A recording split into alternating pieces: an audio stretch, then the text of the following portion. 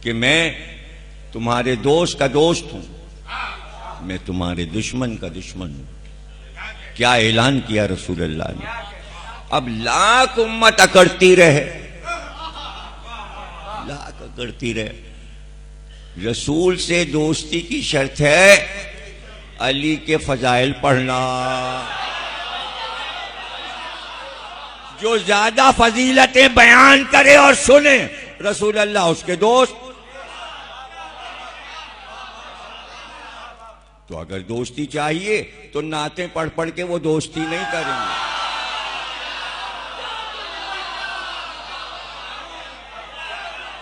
خود کہہ دیا نا رسول اللہ نے کہ مجھے اپنی تعریفیں سننا پسند نہیں ہے، میں نے تو زندگی بھر علی کی تعریفیں کی ہیں اور قیامت تک یہی سننا چاہتا ہوں۔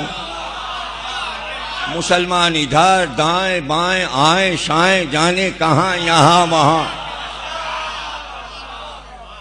سیدھے سیدھے امت آ جائے صرف علی کی فضیلتوں پر۔ کہتے ہاں تھے اور کچھ اور بھی تھے، بس تھے، اس لیے اہل سنت میں ایک فرقہ بن گیا، اس فرقے کو کہتے ہیں تفضیلی۔ تفضیلی کے معنی فضیلت دینا، یعنی جو علی کو سب کو مان کر، وہ فرقہ اہل سنت میں بنا تفضیلی فرقہ تصوف کا۔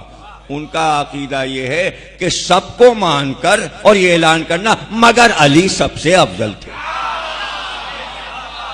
کیا اچھا راستہ اہل سنت نے نکالا۔ تو بھائی شیعوں کے پیچھے نہ چلو تو انہی کے پیچھے چلو۔ اس میں مشہور نام ہے، بڑے مشہور نام ہے۔ ہاں اس میں علامہ اقبال ہے، پہلا نام انہوں نے لے لیا۔ حنفی ہیں، وہ حنفی سنی علامہ اقبال کے وصیت نامے میں لکھا، مگر تفضیلی تھے، علی کو سب پر فضیلت دیتے تھے۔ علی کے آگے کسی کو علامہ اقبال نے نہ مانا نہ کچھ کہا۔ اسی طرح خواجہ حسن نظامی، نظام الدین اولیاء کے گدی نشین، وہ بھی تفضیلی تھے۔ ڈپٹی نذیر احمد وہ بھی تفضیلی تھے۔ سر سید احمد خان وہ بھی تفضیلی تھے۔ مولانا الطاف حسین حالی وہ بھی تفضیلی تھے۔ مرزا غالب وہ بھی تفضیلی تھے۔ جوش ملی آبادی وہ بھی تفضیلی تھے۔ ہاں سب کو مانتے ہیں، سب کو مگر علی سب سے افضل تھے۔ یہ کہنے میں کیا ہے؟ کیوں چھاتی پھٹتی ہے سب کی؟ ارے بھائی تھے افضل، اس میں شک کیا ہے؟ افضل تھے، اس لیے کہ خود ہی تو آپ کہہ رہے ہو کہ خیبر کا علم کسی کو نہیں ملا، تو یہ تو فضیلت ہے۔ تو علی یہاں پر افضل ہیں، رسول کے داماد ہیں، افضل ہیں۔ بھئی سب اپنی جگہ پر، یہ تو سب یہاں ہو رہا ہے، کوئی رسول اللہ کا چچا زاد بھائی تو نہیں بن سکتا۔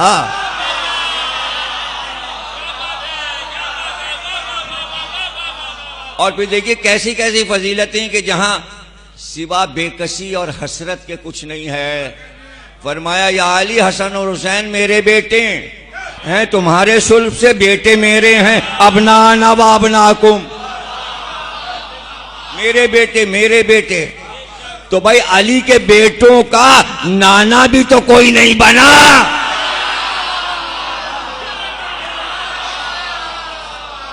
یہ فضیلت بھی ہاتھ سے گئی۔ تو اب اس کے علاوہ بچا کیا؟ مجھے بتا دیجئے کیا بچا؟ مولا سے جو فرما رہے ہیں یا علی میرے بعد وہ ہونے والا ہے جو موسیٰ کی قوم میں ہوا، وہ سب ہوگا۔ کئی جگہ رسول اللہ نے کہا جو ہوا ہے قوم موسیٰ میں سب ہمارے ہاں ہوگا، وہ سب ہوگا۔ جو انہوں نے کیا ہے وہ تم بھی کرو گے، وہ ہو رہا ہے، وہ ہوا 1400 برس میں ہوا۔ رسول اللہ جو بات کہتے ہیں وہ ہو جاتا ہے، ان کا ہر جملہ کن ہے، نہ بھی ہونے والا ہو تو ہو جاتا ہے۔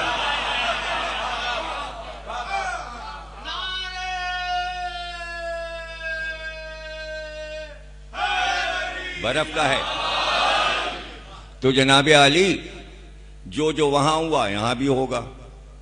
یہاں کیا ہوا؟ موسیٰ کے یہاں کیا ہوا؟ موسیٰ کے یہاں یہ ہوا کہ قوم سے کہا میں جا رہا ہوں کوہ طور پر، اللہ نے بلایا ہے. تو اللہ کہتے ہیں کتاب لے لو آ کے قوم کے لیے. میں تمہارے لیے کتاب لینے جا رہا ہوں. دیکھو عبادتیں کرتے رہنا، صراط مستقیم پہ رہنا، اور میں اپنا خلیفہ ہارون کو بنا کے جا رہا ہوں. اپنے بھائی کو تم پر خلیفہ بنا رہا ہوں، یہ تمہاری نگرانی کرے گا، گڑبڑ نہ کرنا. میں جلدی آ جاؤں گا، جلدی آ جاؤں. میں یہی کوئی 17 دن میں آ جاؤں گا، 18 دن میں، زیادہ سے زیادہ 20 دن میں آ جاؤں. وہاں گئے تو اللہ نے کہا موسیٰ ذرا کام بہت لمبا تھا، تمہیں ٹھہرنا پڑے گا. اس لیے کہ کتاب جو توریت آ رہی ہے وہ پتھروں پہ آ رہی ہے، فرشتوں سے پتھر نہیں اٹھ رہے. یہ تو میں کہہ رہا ہوں، اللہ نے نہیں کہا. یعنی بھاری پتھر ہے جس کو اٹھانا آسان نہیں ہے. تو جبریل تو زبانی آ کے قرآن سنا جاتے تھے. پہلے تو پتھر کا دور تھا نا، کاغذ نہیں ایجاد ہوا تھا. کیسے محفوظ ہوگا؟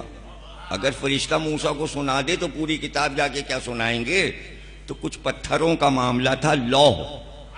اور وہ جیسے جیسے سلیں اتریں، بڑی بڑی سلیں، اس پہ توریت لکھی ہوئی. تو موسیٰ 40 دن لگیں گے. اب یہاں تو ٹائم ہی پورا ہو گیا. انہوں نے کہا موسیٰ تو نہیں آئے، ہارون موسیٰ تو نہیں آئے. کہا آ جائیں گے. پھر دوسرا دن گزرا، وہ تو نہیں آئے. یہاں تک کہ کہنا شروع کیا آپس میں پروپیگنڈا، اب نہیں آئیں گے، نہیں آئیں گے. اب اس 2-4 دن اور بڑھے. ارے بھائی وہیں پہاڑ پہ مر گئے، کھپ گئے، اب نہیں آئیں گے. یہ سارے الفاظ کہے ہیں مہدی کے لیے امت نے. وہ ہوگا جو وہاں ہوا وہ یہاں ہوگا. ارے کہیں جنگل میں کہیں چلے گئے، اب وہ نہیں آئیں گے، اب وہ نہیں آئیں گے. اچھا تو نہ آئے. سامری سب دیکھ رہا تھا، مومنٹ قوم کا موڈ دیکھ رہا ہے، مطالعہ کر رہا ہے. سامری کون ہے؟ صحابی ہے حضرت موسیٰ کا. اچھا اس کی عادت یہ تھی سب سے پیچھے چلتا تھا. جب قافلہ چلا اب فرعون غرق ہو گیا، ختم ہو گیا، بات ختم ہو گئی، قافلہ آگے بڑھ گیا، دریا پار ہو گیا. اب وہ پیچھے پیچھے قافلہ آگے، سامری سب سے پیچھے ایک تھیلی لٹکائے رہتا تھا. جیسے آپ نے دیکھا ہوگا بہت سے لوگ ایک بستہ سا بڑا سا یہاں پر وہ ہوتا ہے، چشمہ لگا ہوا اور کپڑے کا ایک تھیلا لٹکائے رہتے. انڈیا میں زیادہ فیشن ہے. تو غدیر کے کارواں میں بھی کچھ پیچھے آ رہے تھے.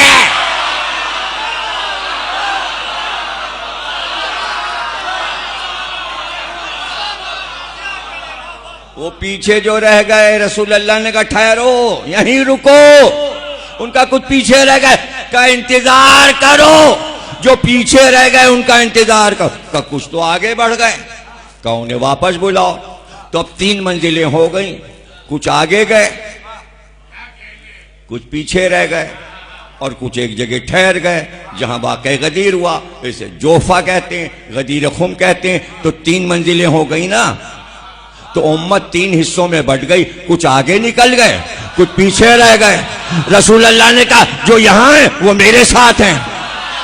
تو اب طے ہوا عقیدے ہو گئے 3.